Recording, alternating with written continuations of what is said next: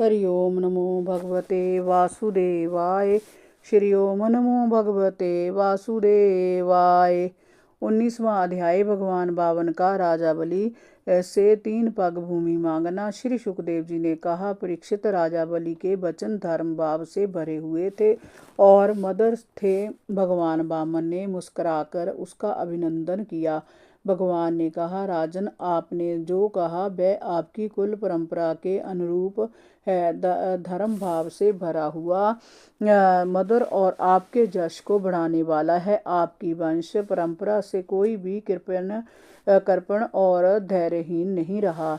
भृगुपुत्र शुक्राचार्य जिसके गुरु हों और प्रहलाद जैसे भक्त पितामह हों, उससे ऐसे ही मधुर वचनों की आशा की जा सकती है। आपकी वंश परंपरा में वचन देकर पीछे हटने वाले लोग नहीं हैं और दान देना तो उनका परम धर्म रहा है। शत्रु की ललकार पर पीठ दिखाने वाले कायर भी आपकी वंश परंपरा में नहीं है। आपके कुल में हिरण्याक्ष जैसे वीर और प्रहलाद जैसे धैर्यवान राजा हुए हैं। जब भगवान विष्णु जल से पृथ्वी का उद्धार कर रहे थे, तब हिरण्याक्ष अकेला ही भगवान विष्णु से भिड़ गया था। प्रहलाद के पिता हिरण्याक्षपु को जब विष्णु द्वारा उसके वध का पता चला, तो वह अपने भाई का बदला लेने के लिए भगवान विष्णु के वैकुंठ धाम जा पहुंचा था। जब भगवान विष्णु ने माया से उसे भ्रमित कर दिया, वह क्रोध में भरकर विष्णु को अपशब्द कहता हुआ इधर उधर घूमने लगा। सोते जागते उसे अपना शत्रु विष्णु ही याद आता था। उसने उन्हें अपना शत्रु बना लिया और एक दिन नरसिंह अवतार द्वारा वह मारा गया। वह बड़ा साहसी था। तुम्हारे पिता विरोचन भी बड़े ब्राह्मण भक्त थे। जहाँ तक के उनके शत्रु देवताओं ने उनसे ब्राह्मण वेश में आयु का दान मांगा, तो उन्होंने ब्राह्मणों का छल जानते हुए भी अपनी आयु दान में दे दी। ऐसे दानी थे वह। आप भी उन्हीं दानवीर पिता का आचरण करने वाले हैं। हे दैत्यराज, आप तो मुंह मांगी वस्तु देने वालों में सर्वश्रेष्ठ हैं। इसलिए मैं आपसे इस पृथ्वी पर अपने पैरों 3 पग भूमि मांगता हूँ। इससे अधिक की मेरी चाहना नहीं है। विद्वान पुरुष को अपनी आवश्यकता के अनुसार ही दान ग्रहण करना चाहिए। इससे वह दान मांगने के पाप से बच जाता है। राजा बलि ने कहा, ब्राह्मण कुमार, तुम्हारी बातें तो वृद्ध जन जैसी है, किंतु तुम्हारी बुद्धि अभी भी बच्चों जैसी है। मैं 3 लोकों का एकमात्र अधिपति हूँ। तुम चाहो तो मैं तुम्हें जय सारी पृथ्वी दान में दे सकता हूँ। तुमने मुझे अपने वचनों से प्रसन्न किया है। तुमने मांगा भी तो क्या मांगा?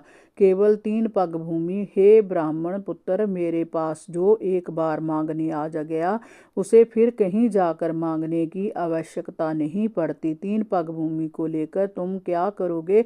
अपनी जीविका चलाने के लिए तुम्हें जितनी भूमि चाहिए उसे मुझसे मांग लो।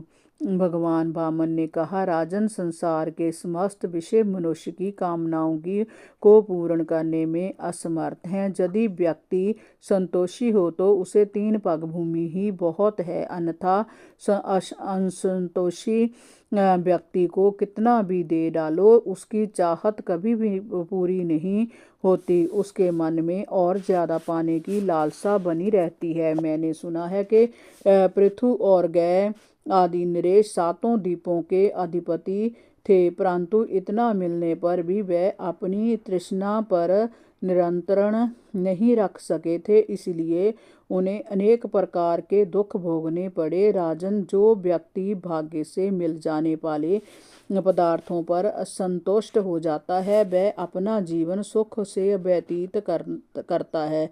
इसके विपरीत अपनी इच्छाओं पर नियंत्रण ना रखने वाले व्यक्ति को यदि 3 लोकों का राज्य भी दे दिया जाए तो भी वह दुखी ही रहता है। असंतोष की आग मनुष्य को निरंतर रसातल की ओर ले जाती है।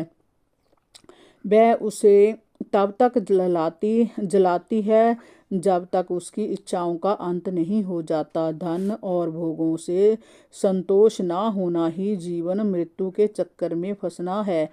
भाग्य से जो मिल जाए उस पर सब्र करने वाला व्यक्ति ही मुक्ति को प्राप्त करने वाला होता है। जो ब्राह्मण स्वयं के द्वारा उपार्जित वस्तुओं से संतुष्ट रहता है उसके तेज में वृद्धि होती है। इसके विपरीत जो संतुष्ट नहीं रहता वह नष्ट हो जाता है। दैत्यराज, मेरे लिए 3 पग भूमि ही काफ़ी है। परीक्षित, भगवान के इस प्रकार कहने पर राजा बलि हंसने लगे। उन्होंने कहा, अच्छी बात है, जितनी तुम्हारी इच्छा हो उतनी ले लो। ऐसा कहकर राजा बलि ने संकल्प करने के लिए अपना जल पात्र उठाया। शुक्राचार्य तो आत्मदर्शी थे, वह भगवान को पहचान गए।